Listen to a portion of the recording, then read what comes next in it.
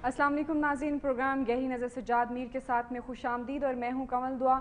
जैसे कि आप जानते हैं कि नाज़रीन ये प्रोग्राम हमने आपके लिए शुरू किया है। ख़ास तौर पर हम चाहते हैं कि बहुत सारी मालूमात आपसे शेयर की जा सकें, बहुत सारे तज्ज़ियात जो सज्जाद मीर साहब हमारे साथ जहाँ पर शेयर करते हैं, यकीनन उनका जो एक्सपीरियंस है और उनके जो तजर्बात हैं वो एक अथॉरिटी की हैसियत रखते हैं। तो हम चाहते हैं कि जो मुल्की और सियासी हालात हैं उन पर जो गहरी नज़र उनकी है वो हम जान सकें, क्योंकि जैसा कि आप जानते हैं ये हालात तो बदलते रहते हैं, लेकिन ज़रूरत इस बात की होती है कि हम इन हालात को समझ सकें और उनके समझते हुए जो हम एक हिकमत अमली अपनाएं वो क्या होनी चाहिए, ये बहुत ज़रूरी है। और ख़ास तौर पर आज हमारा प्रोग्राम जो है वो कुछ लेट शुरू हुआ, उसके लिए हम माज़रत करेंगे कुछ टेक्निकल वजूहात की वजह से। और इससे पहले कि मैं सज्जाद मीर साहब की तरफ जाऊँ, बहुत सारे ऐसी ईमेल्स और जो आपका फीडबैक है उसके लिए बहुत शुक्रिया, और ऐसे ही आप ईमेल्स करते रहें, फीडबैक देते रहें ताकि हम अच्छे से अच्छा जो प्रोग्राम है वो आपके लिए ला सकें। और अब सज्जाद मीर साहब की तरफ जाएंगे। अस्सलाम वालेकुम। सज्जाद मीर साहब हमारे साथ नौजवान भी मौजूद हैं, खास तौर पर UMT से आए हैं और यकीनन ये बहुत सारे सवाल इंजीनियरिंग एंड मैनेजमेंट खासा अच्छा काम कर रही है लाहौर में, प्राइवेट यूनिवर्सिटियाँ खासा काम कर रही हैं, उनमें से ये यूनिवर्सिटी भी। और उम्मीद रखेंगे कि जो आज के जो हमारे पार्टिसिपेट हैं, यूथ की जो पार्टिसिपेशन है, यकीनन बहुत अच्छे सवालात होंगे इनके पास जो आपसे करेंगे। जो प्रोग्राम का बाकायदा आगाज़ करेंगे, पेट्रोलियम की कीमतों में गैर मामूली इजाफा हुआ है, इस पर एहतजाज और मुजाहरे भी हुए हैं, और अब ये जो खबर सुनने में आ रही है कि हुकूमत ने ये जो इजाफा है ये वापस ले लिया है। क्या इजाफा करना नागुज़ेर था या कोई सियासी चाल कहनी चाहिए इसे? अच्छा, वापस लेने की शायद अभी वो कुछ इशारे दे रहे हैं, टिकट चल रहे हैं कि वापस ले लिया जाएगा, यहाँ LPG पे ले लिया जाएगा। इस वक्त सूरत हाल है कि अनप्रेसिडेंटेड जिसकी मिसाल नहीं मिलती ऐसा इजाफा किया उन्होंने जी। 8 रुपये लीटर तो कभी पेट्रोल हुआ करता था साहब, आप एक हल्ले में उस पर इजाफा कर रहे हैं, और पिछले 3-4 महीनों में ये इजाफा जो है ये कई गुना ज़्यादा 88 था, 88 से बढ़ता बढ़ता आपने कोई 18-19 रुपया बढ़ा दिए हैं। ये गालिबन लोगों की कुव्वत खरीद से बहुत ज़्यादा कुव्वत खरीद नहीं थी। पेट्रोल की कीमत में इजाफे का मतलब है कि आपकी पूरी मईशत जो है उस पर उसका असर पड़ता है। पहले लोग आमतौर पर लेते थे कि पेट्रोल की कीमत बढ़ेगी तो ट्रांसपोर्टेशन बढ़ेगी, और सनत और हिरफत में ट्रांसपोर्टेशन का बड़ा बुनियादी दखल होता है, चीज़ों का आना जाना फिर मंडी तक पहुंचना वगैरह वगैरह, इस पर वो महंगाई का असर पड़ेगा। लेकिन असल में अब जो बात समझ आती है वो ये है कि एनर्जी ही दरअसल सनत के पहिए को चलाती है। वो बिजली की शक्ल में आए, फ्यूल की शक्ल में आए, पेट्रोल की शक्ल में आए, उसका इम्पैक्ट उस पर पड़ता है। अब तो इन्होंने ज़िंदगी को इतना अजीरन कर दिया है, इतना मुश्किल कर दिया है कि लोगों का 100 गज के फासला तय करना भी मुश्किल हो गया है। अब रिक्शा टैक्सी तो बड़ी बात है, बस इतना किराया वसूल करती है कि गरीब आदमी के लिए अपने दफ्तर पहुंचना या ये कहिए कि बाजार से जाके कुछ सौदा सल्फ लेना वो मुश्किल हो गया है। शहरों में ट्रांसपोर्ट इतनी नामुमकिन नामुश्किल बना दी गई है कि जिसकी कोई इंतहा नहीं है। इसमें कोई पॉलिसी देखनी चाहिए कि अगर आप कीमत बढ़ाते हैं तो क्यों बढ़ाते हैं। यानी बढ़ाने का मकसद ये होगा जी आदमी मंडी में तेल की कीमत बढ़ गई, भी ज़रा बताया तो जाए कि तेल की कीमत क्या थी और इन 3 महीनों में कहाँ तक पहुंची है। मालूम तो होना जी कि आपने उस प्रपोर्शन से बढ़ाया है। तो यकीनन जी अगर इस तरह नहीं है तो हम यही समझेंगे कि हुकूमत अपने बजट का खसारा जो है वो इस तरह पूरा करना चाह रही है। यानी कहा जा रहा है कि अगर ये कीमत रहेगी तो सिर्फ अप्रैल के महीने में हुकूमत को 25 अरब रुपए का फ़ायदा होगा। अच्छा। अप्रैल मई जून में अगर 3 महीनों में ये फ़ायदा 75 अरब रुपए का हो जाता है तो उसका मतलब ये है कि बजट का खसारा जो टैक्स वसूल करने से इनसे पूरा नहीं हो रहा था, मजमूई तौर पर अवाम पर एक टैक्स लाद कर मिनी बजट लाकर जो ये बार बार लाते हैं वो पूरा करना चाहते हैं। यानी बजट के खसारे को पेट्रोल की कीमत बढ़ा के पूरा करना चाहते हैं। इससे आम आदमी तो पिसता है, इससे एनर्जी के तमाम सोर्सेज महंगे होते हैं। यानी फ्यूल महंगा हो गया, फ्यूल से बिजली महंगी हो गई, सारे उस पर इंटरचेंज आती है।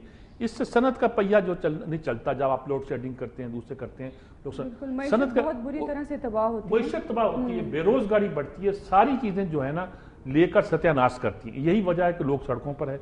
और पेट्रोल की कीमत बढ़ाने पर और लोड शेडिंग पर आज नून लीग ने एहतजाज भी किया है, और असेंबली की जो पार्लियामेंट की जो अहम तरीन कमेटी कौमी सलामती अमूर के हवाले से है उसकी मीटिंग का बाइकाट भी किया। इस पर शायद हम बाद में बात करूंगे यकीनन, क्योंकि इसमें और भी बहुत सारे अहम फैसले होने थे और वो जानना जरूरी है कि वो फैसले क्या हैं या उनका रुख किस तरफ जा सकता है। यानी यकीनन ये जब कीमत बढ़ी है अब हुकूमत मजबूर हो रही है कि कुछ इसमें विड्रॉ करे। LPG का अब CNG साहब, CNG की कीमत 80 और 88 पता नहीं कितने रुपए कर दी गई है जी। अब इतनी ज्यादा कीमत करने का मतलब यह है कि आपने अरबों रुपए की इंडस्ट्री लगाई इस शौक में, जी जगह जगह पंप लगा दिए गए। अब कहते हैं हमारे पास गैस नहीं है। साहब आपकी कोई प्लानिंग है, कोई अकल आपके हुक्मरानों में है? आप ये कहें पहलों ने फैसला किया, पहलों ने किया, ये मसला नहीं चलेगा। 5 साल पहले आप आए थे, आपने कहा था कि हम बिजली जो है वो कर दें, वो भी आप नहीं कर पा रहे, और उसमें बहुत से फैसले आ गए हैं जो बहुत इंपॉर्टेंट फैसले हैं, रेंटल पावर का फैसले और दूसरे बहुत से फैसले सामने। और रेंटल पावर के हवाले से सुप्रीम कोर्ट का फैसला भी इन दिनों आया है, मतलब वही बात आ जाती है, इससे क्या साबित होता है कि अब हुकूमत आखिर किस रुख पर जाना चाहती है, चाहती क्या है? दूसरी तरफ वज़ीर-ए-आज़म यूसुफ रज़ा गिलानी ने भारत में मनमोहन सिंह से भी 5000 मेगावाट बिजली फ्राहम करने के लिए कहा, और सुनने में आया कि वो मान भी गए हैं। मुतज़ाद खबरें आ रही हैं, आप क्या समझते हैं बेसिकली अब हुकूमत की स्ट्रेटेजी क्या है? देखिए, स्ट्रेटजी मैं बताता हूँ बड़ी सिंपल लफ्ज़ों में।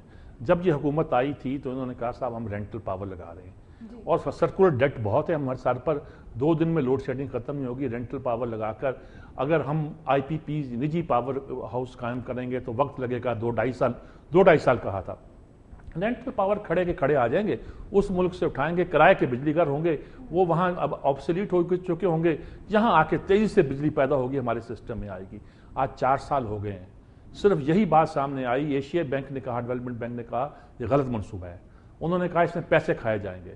अच्छा, साबित हो गया, कैबिनेट ने उस पर डिस्कस किया, पता चला 2-4 मनसूबे रोक भी दिए गए, जो मनसूबे कायम हो गए 4 साल के बाद पता चला कि 92 मेगावाट सिर्फ बिजली दे रहे हैं, बाकी खड़े खड़े किराया ले रहे हैं।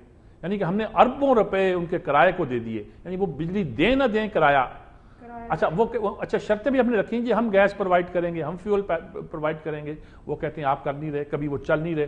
रिजल्ट ये है कि हम इतना पैसा उनके किरायों में दे चुके हैं, सुप्रीम कोर्ट ने पहले रोका, उसके बाद अब साफ लफ्जों में कह दिया है कि ये इलीगल है, गैर कानूनी है। जिन लोगों ने ये फैसले की इनको तो कैंसिल समझो, और इनको ना सिर्फ कैंसिल समझो बल्कि इन्होंने जो पैसे लिए हुए एडवांस में, अच्छा 7% से 14% कर दिए। उसमें बड़े अजीब केस आए कि एक बिजली घर चलाया एक कंपनी ने, दूसरी जगह उसने लगाने का वादा किया तो वही बिजली घर उतार के वहां ले गए और उसका भी एडवांस ले लिया, पहले भी लिया था, यानी एक ही मशीनरी का 2 बार एडवांस लिया। तो चुनाचे सुप्रीम कोर्ट ने वापस दिलाया था, 7-8 अरब रुपए वापस दिला चुके हैं। अब उन्होंने कहा साहब ये सारे कैंसिल समझे, ये तो हमारे ग्रिड को कोई दे नहीं रहे। 92 मेगावाट की बिजली होती है, काम करते नहीं है, सफेद हाथी झूमते रहते हैं, गन्ना पेलते रहते हैं, खाते रहते हैं, तो और बिजली हमें देते नहीं है, पैसे हमसे लेते रहते हैं। तो और खास तौर पर जिन्होंने ये फैसले किए हैं और जिन्होंने ये कंट्रैक्ट दिए हैं जो शफाफ नहीं है, उनके खिलाफ भी कार्रवाई हो, जिनमें परवेज शेख भी शामिल है, उनके वजीर हैं, और उनके सेक्रेटरी शायद रफ़ी बड़े नामवर सेक्रेटरी गिने जाते हैं, वो भी शामिल है कि भाई आपने ये फैसले किए कैसे, दिए कैसे। और उस सेक्रेटरी खजाना को भी पकड़ो जिसने कहा था एडवांस की मद में 7% नहीं 14% दिया जा सकता है। ऐसे ऐसे लोगों को नवाजा गया है, अपने ही लोगों को नवाजने के लिए। लूट मार का बाजार 4 साल, अरे भाई इससे तो IPPs आप लगाते तो 2.5 साल में बनना थी बकौल आपके, उसमें तो आपको इतना पैसा भी नहीं देना था, वो आपने लगाई नहीं, वो अब भी नहीं लगी। और पावर जो रेंटल पावर है ये बिजली पैदा नहीं कर रहे। पता चला मसला ही और है, मसला ये है कि आपके पास कैपेसिटी मौजूद है, ये पहले दिन झूठ बोला, बताया नहीं, कैपेसिटी मौजूद है लेकिन हम प्रोड्यूस इसलिए नहीं कर सकते कि बकौल इनके सर्कुलर डेट मौजूद है। अच्छा, तो फिर 4 साल में सर्कुलर डेट तो खत्म करें ना आप। पता चला वो उसमें इजाफा हो गया, उसमें और बढ़ गया, वो पता नहीं 50-60 अरब था, अब कोई 400 अरब बन गया कि 600 अरब बन गया। कैसे बन गया? इस हुकूमत, वो कहते हैं जी वो बिजली सस्ती थी, नहीं भाई पैसे नहीं दिए आप लोगों ने, हुकूमत ही पैसे नहीं देती, हुकूमत ही पैसे रिसीव नहीं करती जी। और रिजल्ट क्या है? रिजल्ट ये है कि ये महंगी होती जा रही है, ये सर्कुलर डेट आपका बढ़ता जा रहा है, और आप उनको पैसे नहीं देते, वो बिजली घर चलाते नहीं, बिजली घर चलेंगे नहीं, बिजली आएगी नहीं, लोड शेडिंग होगी, अब आप सड़कों पर आएंगे, कारखाने आपके बंद होंगे, मईशत आपकी तबाह होगी। और नाम आपने कहा रेंटल पावर का, रेंटल पावर ने कुछ नहीं किया। अगर IPPs लगाना होती तो वो लगा चुके होते।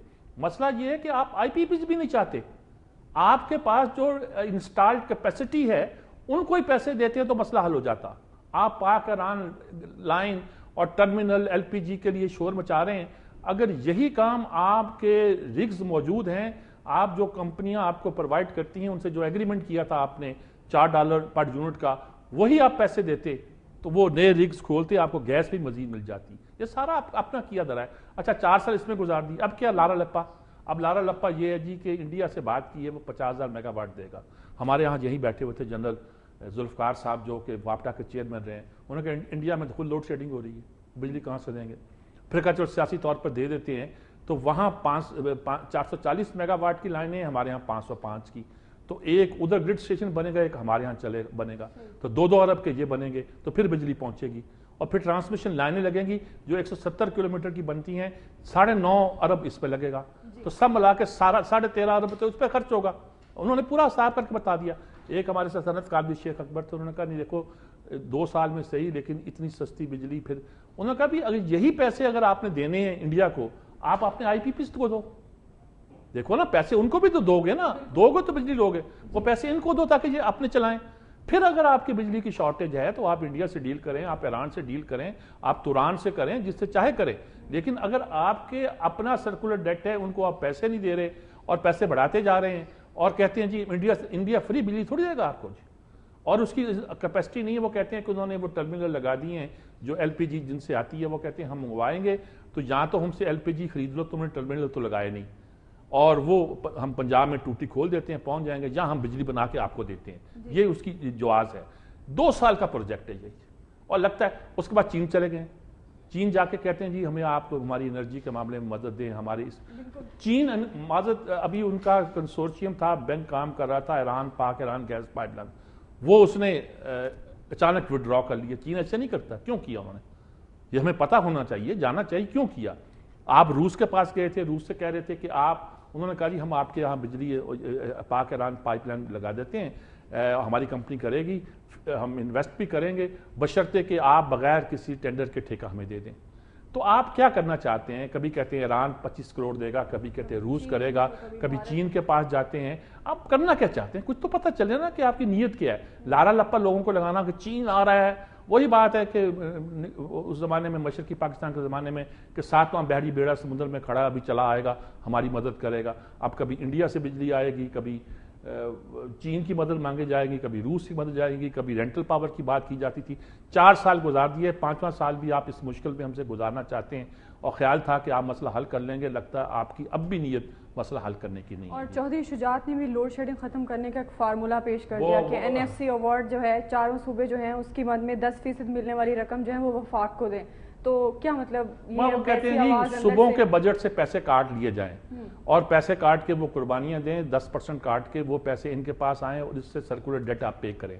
और तो क्या एतबार है कि फर्ज किया सूबे ना ले अगर 10%, तो फिर क्या होगा? चौधरी साहब ने एक स्कीम तो पेश की है, चलिए मान लिया जाता है, यही इस अमल कर दिया जाए तो इस बात की गारंटी है कि जब ये रकम उनको ही जाएगी और फिर सर्कुलर डेट खत्म हो जाएगा। 50 अरब वो कहते हैं महीने का आ जाएगा इससे, और इसमें आप सर्कुलर उनको देते रहें। अच्छा, फिर वफाक अपने हिस्से से कुछ अदा नहीं कर, चलिए ये इंटरनल मामला है, आप सॉल्व भी कर लें, लेकिन क्या इस मसले का कोई ये परमानेंट हल है? कोई तरीका है? आप इनकम बेनजीर इनकम सपोर्ट में पैसा लगा रहे हैं, आप दूसरे कामों पर पैसा लगा रहे हैं।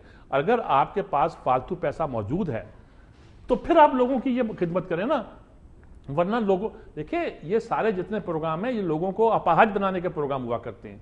ये मुल्कों में उस वक्त दिए जाते हैं जब मुल्कों के पास वेलफेयर का ये प्रोग्राम होते हैं, जब देखते हैं कि हालत बहुत ख़राब है, लोगों को कुछ नहीं मिलता। वरना कोशिश की जाती है कि ऐसी जगहों पर इन्वेस्ट किया जाए कि ज़्यादा से ज़्यादा नौकरों को नौकरी मिले और खुशहाली आए।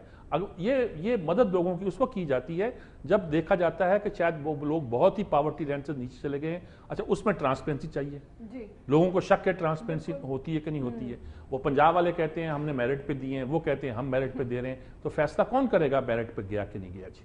ये सारी बातें देखिए। अब ये सारे जो मसाइल हैं, बहुत सारे इश्यूज़ हैं, और ख़ासतौर पर हमारे जो गवर्नमेंट के स्टेक होल्डर्स हैं अपने अपने तौर पर अपनी अपनी सियासत के तौर पर कहना चाहिए मुख्तलिफ इक़दाम उठा रहे हैं। कौमी सलामती कमेटी का इजलास भी जारी है और जो है अब तक की अपडेट के मुताबिक कल दोबारा शुरू होगा। बड़े अहम मामला उसमें तय होने थे, पाक अमरीका ताल्लुकात के हवाले से, नेटो सप्लाई की बहाली के हवाले से। तो आप क्या समझते हैं कि अब क्या सूरत हाल होगी? और ख़ास तौर पर इजलास में ताख़ीर होना, दोबारा से उसका मुलतवी हो जाना, आप क्या समझ रहे हैं कि इसके अंदरूनी मामला क्या हो सकते हैं? असल बात यह है कि जी हमारी सियासतदान जो हैं वो सियासतबाजी का शिकार हो रहे हैं।